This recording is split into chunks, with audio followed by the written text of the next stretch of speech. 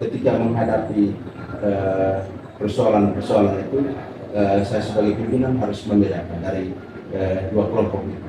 Mana persoalan yang masuk dalam dilema etika ataukah yang masuk dalam kehidupan moral. Identifikasi kasusnya berat ringan atau kasus yang berhubungan dengan moral, etika atau berhubungan dengan aspek sosial, harus dibedakan. Sehingga itu mempengaruhi kita mengambil keputusan juga. Ada juga beberapa kasus yang yang saya alami yang menjadi dilema saya juga saya ambil, tapi tergantung juga bagaimana dengan beratnya kasus tersebut. Jadi saya menyikapi sesuai dengan berat ringannya kasus itu.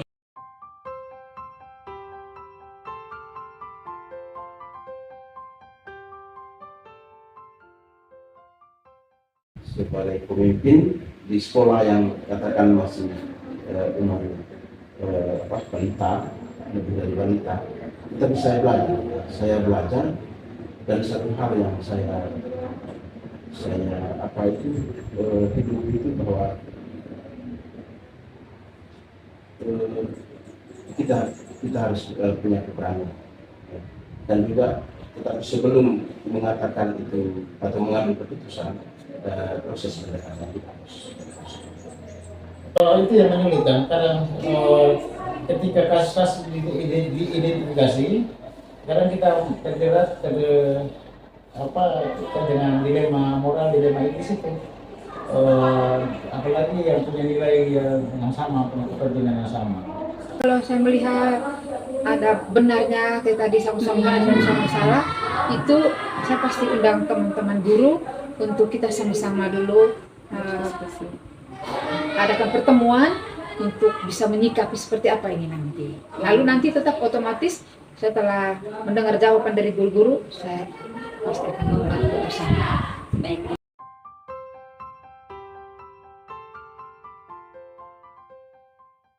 Tidak serta-merta panggil yang bersangkutan lalu kita memvonis dia, tetapi bahwa ada sekian langkah itu harus kita ambil, kita harus tempuh. Jadi kita panggil dia, lalu diskusi dengan dia, buat pendekatan dengan yang bersangkutan. Juga ada kelompok lain yang terlibat di dalamnya, yang sampai munculnya persoalan itu, sehingga nanti pada akhirnya ketika proses itu sudah melewati tahap terakhir, kita bisa mengambil keputusan buat lalu akhirnya kita bisa mengambil. Biasanya kita ada proses pribadi dulu, pertemuan pribadi, kita cari informasi yang sedikit lebih valid, ya. Lalu setelah itu baru kita bikin analisis risikonya. Kita ambil keputusan begini, risikonya bagaimana. Setelah itu baru kita ambil keputusan. Ada kebutuhan dari sekolah, seperti kami butuh untuk adanya tenaga kependidikan seperti guru bahasa Inggris, guru TIK.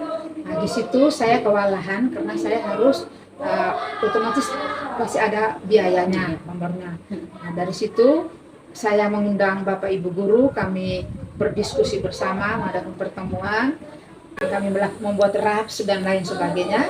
Kami tentukan dari berdasarkan hasil RAPS berarti 25.000 per orang tua. Lalu kami mengundang orang tua untuk pertemuan dengan orang tua komite sekolah.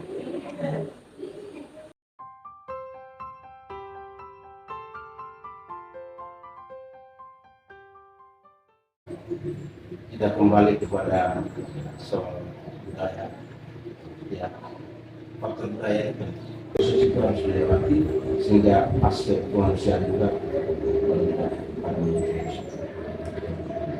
Itu ada kasus, kita langsung selesaikan, proses kan kita selesaikan dan keputusan juga dasar itu menurut saya paling efektif sudah itu. Seperti pribadi dan juga dengan pertimbangan hasil manfaatnya. Apakah sendiri atau harus dulu pertemuan bersama atau tergantung kasusnya begitu Ibu? Tergantung kasusnya.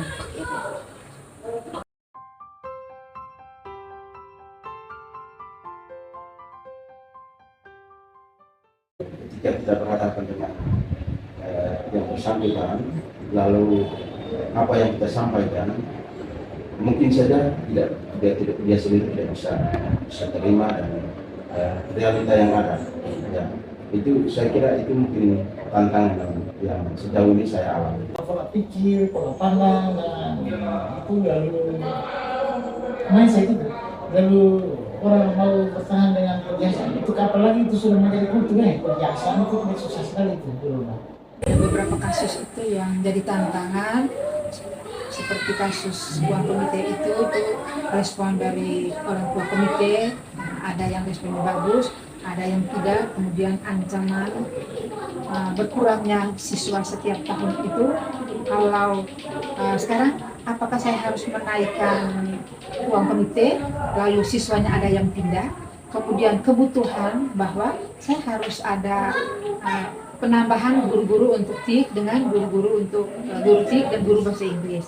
Di situ juga menjadi tantangan saya.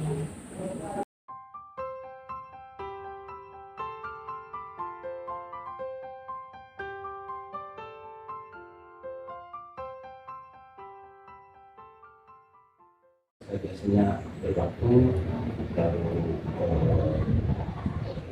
kita sama bicara. Tidak ada jadwal yang paling kita begitu kita alami kasus itu kita langsung proseskan secara pribadi, lalu kan ada kasus yang kita buat prioritas ya, prioritas pemecahan. Ada kasus yang penting dan mendesak untuk diselesaikan, tapi ada kasus yang penting tetapi tidak terlalu mendesak juga, jadi perlu terjadwalkan juga bagus.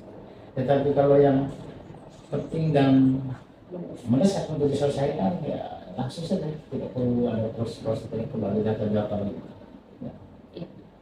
Kalau selama ini tergantung dengan kasusnya. Kalau bisa saya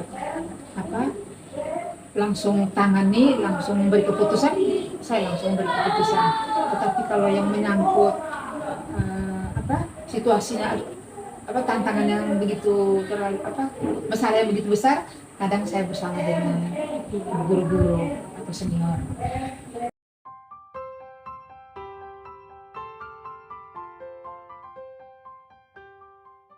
Atau panggil. Ya. Bahkan kadang saya beri ruang untuk bukan hanya Pak, untuk kita bahwa guru-guru yang saya rasa bahwa mereka bisa memberi kontribusi yang saya beri. Kita dengar juga dari guru, dari orang-orang yang alami kasus macam itu, lalu coba menilai kasus itu. Biasanya guru-guru senior memberikan masukan, input yang baik demi penanganan kasus-kasus yang gilingan.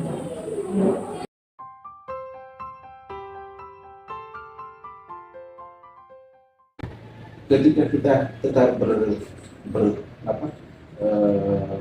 patok pada norma-norma yang ada, peraturan-peraturan ada, dan kita akhirnya memutuskan sesuatu, dan itu untuk saya itu satu hal yang sangat baik. Ada kasus yang memang harus butuh penanganan cepat, tidak boleh bertele-tele. Juga soal kehati-hatian juga ini. Kehati-hatian dan juga soal tidak bertele-tele, apalagi itu menyangkut kebijakan. Kebijakan saya cepat direalisasikan, saya tidak bisa menunggu. Satu keputusan kita ambil itu untuk menyenangkan semua orang pasti bisa. Tapi saya lebih banyak lihat ke dampaknya. Dalam pengambilan keputusan itu, yang pertama kita jangan terlalu cepat mengambil keputusan, juga kita pelajari dulu kasusnya, dalami dulu seperti apa resikonya, yang itu harus kita pikirkan matang-matang dulu. Jadi tergantung dari kasusnya. Kalau kasus yang ringan bisa langsung, kalau kasus yang berat kita harus pikirkan Dia penuh dengan banyak banyak pertimbangan ya. Seperti itu.